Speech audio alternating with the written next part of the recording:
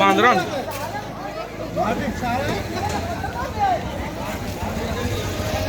সমবায় সমিতির গুদাম থেকে স্বনির্ভর গোষ্ঠীর মহিলাদের জন্য আসা একাধিক সেলাই মেশিন এবং স্কুল পড়ুয়াদের পোশাক উদ্ধারকে ঘিরে ব্যাপক উত্তেজনা ছড়ালো বাঁকুড়ার রায়পুর থানার অন্তর্গত মঠগোদা এলাকায়। পুলিশ ও কেন্দ্রীয় বাহিনীর জওয়ানদের দেখে ইটপাটকেল ছুটতে থাকেন বেশ কিছু গ্রামবাসী, জানিয়ে পরিস্থিতি আরও উত্তপ্ত হয়।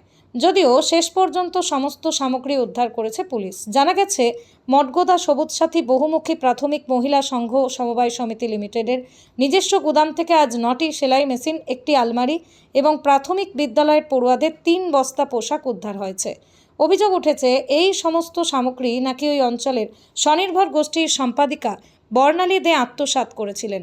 শুধু তাই নয়, বর্ণালী দে নাকি অবৈধভাবে সংঘ তৈরি করে প্রায় 2 কোটি টাকা আত্মসাৎ করেছেন। দীর্ঘদিন ধরেই এমনই সব অভিযোগ উঠলেও প্রাক্তন সরকারের পুলিশ নাকি কোনো পদক্ষেপ নেয়নি বলেই অভিযোগ।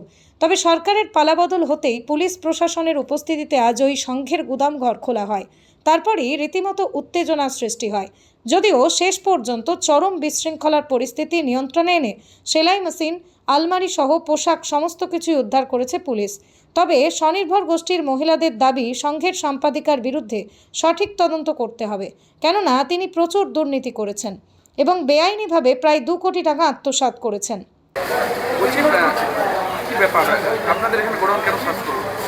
আমাদের গোডাউন সার্চ করলো, মানে আমাদের হচ্ছে সংঘ, 2টো সংঘ নিয়ে মঠগোদা অঞ্চলে দীর্ঘদিন ধরে একটা সমস্যা চলছে। আমরা বারে বিভিন্ন দপ্তরে গেছি, কিন্তু কোনো আমাদের আমরা সুরাহ পাইনি। তাহলে আমরা 16 সাল থেকে আমরা দরখাস্ত দিয়ে আসছি বিভিন্ন দপ্তরে, তা সত্ত্বেও আমরা কোনো মীমাংসা পাইনি।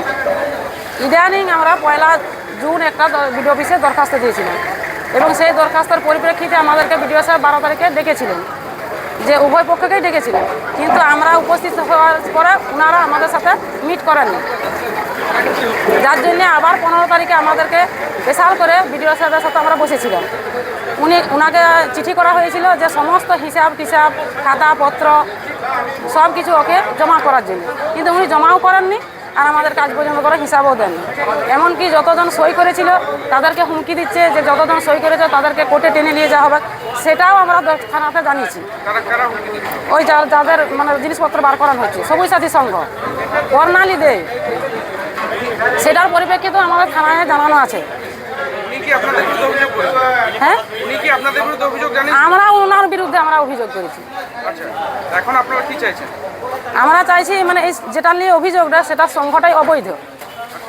ওনারা জোরে জবরদস্তি সংঘটা রাতারাতি গঠন করেছে, আর যেটা আদি সংঘ বৈধ সংঘ সেটাকে থেকেই গেছে এখনো পর্যন্ত।